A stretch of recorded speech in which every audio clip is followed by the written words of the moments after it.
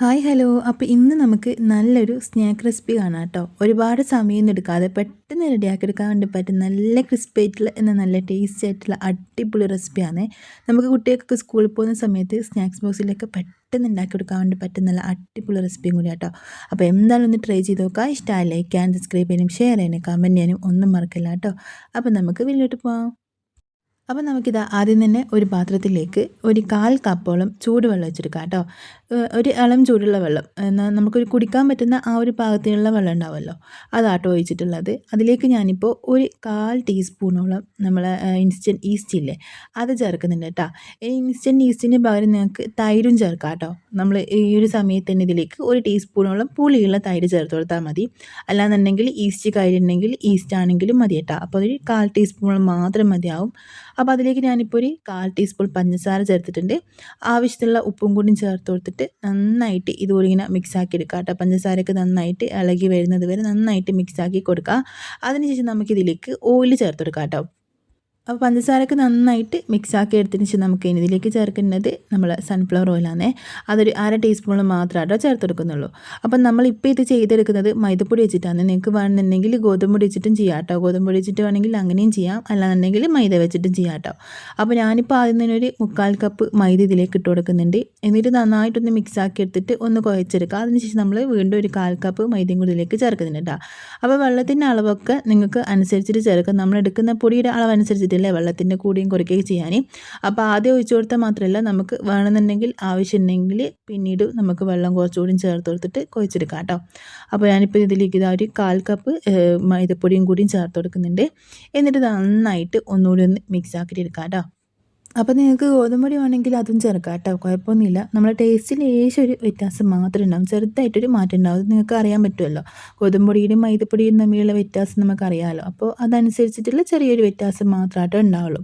അപ്പോൾ ഗോതമ്പ് പൊടി ആകുമ്പോൾ ഒന്നുകൂടി ഹെൽത്തി ആയിട്ടുണ്ടാവും. അപ്പോൾ നമ്മൾ ഇതിലേക്ക് വീണ്ടും കുറച്ചുകൂടി പൊടി ചേർത്ത് കൊടുത്തിട്ട് നന്നായിട്ട് കുഴച്ചെടുക്കുന്നുണ്ട്. നമ്മളിത് റെസ്റ്റ് ചെയ്യാൻ വേണ്ടി മാറ്റി വെക്കുന്നില്ല കേട്ടോ. അപ്പോൾ അതുകൊണ്ട് തന്നെ കുഴച്ചെടുക്കുന്ന സമയത്ത് നന്നായിട്ട് നല്ല സോഫ്റ്റായിട്ട് കുഴച്ചെടുക്കാൻ വേണ്ടി പ്രത്യേകം ശ്രദ്ധിക്കുക കേട്ടോ.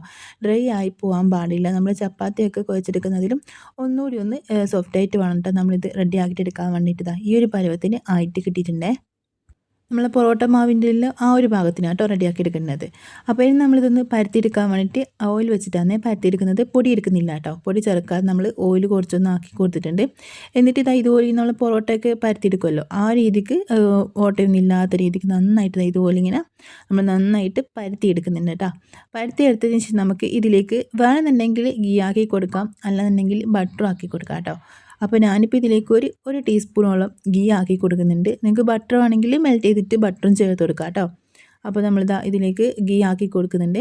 അതിൻ്റെ കൂടെ തന്നെ ഞാനിപ്പോൾ ഇതിലേക്ക് ഇനി ചേർക്കാൻ വേണ്ടി പോകുന്നത് പഞ്ചസാര കേട്ടോ. അപ്പോൾ നിങ്ങൾക്ക് ഇഷ്ടമുണ്ടെങ്കിൽ മാത്രം ചേർത്താൽ മതി. കുട്ടികൾക്കൊക്കെ കൊടുക്കുന്ന സമയത്ത് പഞ്ചസാര ചേർക്കുമ്പോൾ അവർക്ക് കഴിക്കാൻ നല്ല ടേസ്റ്റ് ആട്ടോ ഉണ്ടാകാൻ. അപ്പോൾ ഇതുപോലെ ഗീ ആക്കി കൊടുത്തിട്ട് നമ്മളിതിലേക്ക് കുറച്ച് പഞ്ചസാരയും കൂടി ആക്കി കൊടുക്കുന്നുണ്ട്. ഒരു 1/2 ടീസ്പൂൺ പഞ്ചസാര മതിയാവും. അതുതന്നെ അത്യാവശ്യം ഒരു മധുരമൊക്കെ ഉണ്ടാവട്ടെ. ഇനി കുട്ടികൾക്ക് നല്ല മധുരമൊക്കെ ഇഷ്ടമുള്ള കുട്ടികളാണെന്നുണ്ടെങ്കിൽ നിങ്ങൾക്ക് 1 ടീസ്പൂണൊക്കെ പഞ്ചസാര ചേർത്ത് കൊടുക്കാം കേട്ടോ. അപ്പോൾ നമ്മളിതാ കുറച്ച് പഞ്ചസാര എടുത്ത് കൊടുത്തിട്ട് ഇതുപോലെ ഇങ്ങനെ ഇതിൻ്റെ എല്ലാ ഭാഗത്തേക്കും ആക്കി കൊടുക്കുന്നുണ്ട് കേട്ടോ. അപ്പോൾ പഞ്ചസാരയും കൂടി നമ്മളിതിലേക്ക് ആക്കിയതിന് ശേഷം ഇനി നമുക്കിതൊന്ന് റോൾ ചെയ്തിട്ട് എടുക്കാം കേട്ടോ.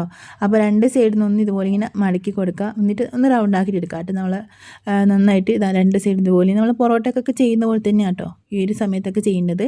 നന്നായിട്ട് ഇതുപോലെ ഇങ്ങനെ എല്ലാ ഭാഗവും ഒന്ന് ഇതുപോലെ ഇങ്ങനെ ഒരുമിച്ചാക്കി കൊടുക്കാം കേട്ടോ.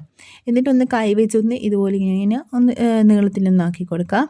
അതിനുശേഷം നമുക്ക് ഇതൊന്ന് കട്ട് ചെയ്തിട്ടെടുക്കാം കേട്ടോ.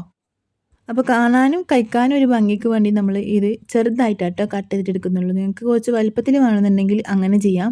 ഇനി ചെറുതായിട്ട് മതി എന്നുണ്ടെങ്കിൽ ഒന്ന് ചെറുതായിട്ട് കട്ട് ചെയ്തിട്ട് എടുത്താൽ മതി കേട്ടോ. അപ്പോൾ അങ്ങനെയാകുമ്പോൾ നമുക്കിത് കഴിക്കാനും നല്ല ടേസ്റ്റ് ഉണ്ടാവും, കാണാനും നല്ല ഭംഗി ഉണ്ടാവും കേട്ടോ. അപ്പോൾ ഇതുപോലെ ഇങ്ങനെ നമ്മൾ പാമ്പ് പോലെയൊക്കെ ഇങ്ങനെ നീട്ടത്തിൽ ഇങ്ങനെ ആക്കി വെച്ചിട്ടുണ്ട്. ഇനി നമുക്ക് ഇഷ്ടമുള്ള ആ ഒരു രീതിക്ക് കട്ട് ചെയ്തിട്ടെടുക്കാം കേട്ടോ. അപ്പോൾ ഇതിങ്ങനെ നമ്മൾ കട്ട് ചെയ്തതിന് ശേഷം ഇനി നമുക്ക് ചെയ്യേണ്ടത് നമ്മൾ സാധാരണ പൊറോട്ടയൊക്കെ ചെയ്യുന്ന പോലെ തന്നെ കേട്ടോ. ഒരു പീസ് എടുക്കുക, എന്നിട്ട് നമ്മൾ അതൊന്ന് അവിടെ തന്നെ വെച്ചിട്ട് ഒന്ന് കൈ വെച്ചിട്ട് ഒന്ന് പ്രസ്സാക്കി കൊടുക്കാം കേട്ടോ. നമുക്ക് വേണമെന്നുണ്ടെങ്കിൽ ഇത് കയ്യിൽ വെച്ചിട്ടും പ്രസ്സാക്കി കൊടുക്കാം, കുഴപ്പമൊന്നുമില്ല. അല്ലാന്നുണ്ടെങ്കിൽ നമുക്ക് ഇതുപോലെയും ചെയ്യാം കേട്ടോ. അപ്പോൾ കൈ വെച്ച് ചെയ്യുന്നതിനേക്കാളും നല്ലത് നമ്മൾ അവിടെ തന്നെ വെച്ചിട്ട് ഒന്ന് പ്രസ്സാക്കി കൊടുക്കുന്നതാണ്. അങ്ങനെ ആകുമ്പോൾ നമുക്ക് കറക്റ്റ് അളവിൽ എല്ലാ ഭാഗം ഒരുപോലെ തന്നെ അങ്ങ് ആയിട്ട് കിട്ടിക്കോളും. അപ്പോൾ ഇതുപോലെ നമുക്ക് ബാക്കിയുള്ളതൊക്കെ ചെയ്തിട്ടെടുക്കാം കേട്ടോ. പെട്ടെന്ന് കൈയും ഒരുപാട് സമയം എടുക്കില്ല കേട്ടോ. നമുക്ക് സിമ്പിളായിട്ട് ഉണ്ടാക്കിയെടുക്കാൻ വേണ്ടി പറ്റുമല്ലോ. അപ്പോൾ ഇനി നമുക്കിതൊന്ന് ഫ്രൈ ചെയ്തെടുക്കാൻ വേണ്ടിയിട്ട് ഒരു പാനിലേക്ക് കുറച്ച് ഓയിൽ വെച്ചെടുക്കാം കേട്ടോ. അപ്പോൾ ഒരുപാട് ഓയിലൊന്നും വേണ്ട കേട്ടോ. ഒരു 2 ടേബിൾ സ്പൂണോളം ഓയിൽ മാത്രം മതിയാവും. അതൊന്ന് ഒഴിച്ച് കൊടുത്തിട്ട് ഓയിൽ നന്നായിട്ട് ചൂടായിട്ട് വരണം കേട്ടോ. നന്നായിട്ട് ചൂടായിട്ട് വന്നതിന് ശേഷം നമ്മൾ ഫ്ലെയിം അങ്ങ് കുറച്ച് കൊടുക്കുക. കൂട്ടി വെക്കാൻ പാടില്ല. കുറച്ചതിന് ശേഷം വേണം നമ്മൾ അതിലേക്ക് ഓരോരോ പീസായിട്ട് ഇതുപോലെ ഇങ്ങനെ ഇട്ട് കൊടുക്കുക കേട്ടോ. ഇനി നമ്മൾ സാധാരണ ചെയ്യുന്ന പോലെ തന്നെ കളറ് മാറി വരുന്നതനുസരിച്ചിട്ട് തിരിച്ചും മറിച്ചിട്ട് കൊടുത്തിട്ട് നന്നായിട്ട് ഒന്ന് ഫ്രൈ ചെയ്തിട്ടെടുക്കുക കേട്ടോ. അപ്പോൾ ഇത് ഫ്രൈ ചെയ്തിട്ട് വരുന്നതോറും ഇതിൻ്റെ കളറങ്ങ് മാറി മാറി വരും കേട്ടോ. നന്നായിട്ട് കളറിങ്ങനെ മാറി മാറി വരും. ആ ഒരു സമയത്ത് നമുക്ക് തിരിച്ചും മറിച്ചും ഇട്ട് കൊടുത്തിട്ട് 2 സൈഡ് നല്ല ക്രിസ്പി ആയിട്ട് കിട്ടുന്നത് വരെ ഇതുപോലെ ഇങ്ങനെ ചെയ്തുകൊണ്ടേ നിൽക്കുക കേട്ടോ. അപ്പോൾ നന്നായിട്ട് പുറം ഭാഗം നല്ല ക്രിസ്പി ആയിട്ട് കിട്ടുകയും ചെയ്യും. ഉള്ളിലാണെങ്കിൽ നല്ല സോഫ്റ്റ് ആയിട്ടാണ് ഉണ്ടാകാൻ. നമ്മൾ ഇതിൽ ഈസ്റ്റ് ചേർത്തത് കൊണ്ട് തന്നെ ഉൾഭാഗം നല്ല സോഫ്റ്റ് ആയിട്ടാണ് ഉണ്ടാകാൻ, പുറം ഭാഗം നല്ല ക്രിസ്പി ആയിട്ട് ഉണ്ടാകുകയും ചെയ്യും. നമ്മൾ ഒരുപാട് സമയം വെച്ചാലും ഇതിന് ആ ഒരു ക്രിസ്പിനെസ് പോവുകയില്ല കേട്ടോ. നമ്മൾ സാധാരണ ചെയ്യുന്നതൊക്കെ പെട്ടെന്ന് ചിലപ്പം ആ ഒരു ക്രിസ്പിനെസ് ഒക്കെ പെട്ടെന്ന് അങ്ങ് പോകുമല്ലോ, നമ്മൾ ചൂടൊന്നും ആറിക്കഴിഞ്ഞാൽ തന്നെ. പക്ഷേ ഇതിൻ്റെ അങ്ങനെയല്ല കേട്ടോ. നമ്മൾ എത്ര നേരം വെച്ചാലും ആ ഒരു ക്രിസ്പി ആയിട്ട് തന്നെ ഉണ്ടാവും കേട്ടോ. അത് എത്ര സമയം കഴിഞ്ഞാൽ. അതുകൊണ്ട് നമുക്ക് കുട്ടികൾക്ക് സ്നാക്സ് ബോക്സിലൊക്കെ കൊടുക്കാനും നല്ലത് തന്നെയാണ് കേട്ടോ ഇത്. ഈ ബിസ്ക്കറ്റൊക്കെ കൂടുതലായിട്ട് കഴിക്കുന്ന കുട്ടികളുണ്ടാവുമല്ലോ, അപ്പോൾ അവർക്ക് നമുക്ക് ഇടയ്ക്കൊന്ന് ട്രൈ ചെയ്ത് നോക്കാൻ വേണ്ടി പറ്റുന്ന നല്ല ടേസ്റ്റി ആയിട്ട് റെസിപ്പി ആട്ടോ ഇത്. പഞ്ചസാരയൊക്കെ ചേർത്തതുകൊണ്ട് തന്നെ കുട്ടികൾക്ക് ഒരുപാട് ഇഷ്ടപ്പെടും. നമുക്ക് ബട്ടർ ചേർത്തിട്ടും, ഇനി നമ്മൾ ഇതിപ്പം ഫ്രൈ ചെയ്യുന്ന ഓയിലാണെങ്കിൽ ഓയിലിന് പകരം നമുക്ക് ഗീ വെച്ചിട്ടും ചെയ്യാം. ഇനി ബട്ടറിൽ ചെയ്യണമെന്നുണ്ടെങ്കിൽ ബട്ടറിലും ചെയ്യാം കേട്ടോ. നമ്മളെ ഇഷ്ടത്തിനനുസരിച്ചിട്ട് നമുക്കിത് ഫ്രൈ ചെയ്തെടുക്കാൻ വേണ്ടി പറ്റും.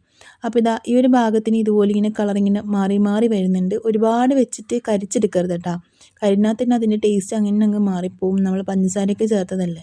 അപ്പോൾ അതുകൊണ്ട് തന്നെ ഇതുപോലെ ഇങ്ങനെ 2 സൈഡിൽ നിന്ന് കളർ മാറി തുടങ്ങുമ്പോൾ തന്നെ നമുക്ക് എണ്ണയിൽ നിന്ന് മാറ്റി കൊടുക്കാം കേട്ടോ. അപ്പോൾ പ്രസ്സാക്കി കൊടുക്കുമ്പോൾ ഇതിങ്ങനെ പൊങ്ങി വരും കേട്ടോ.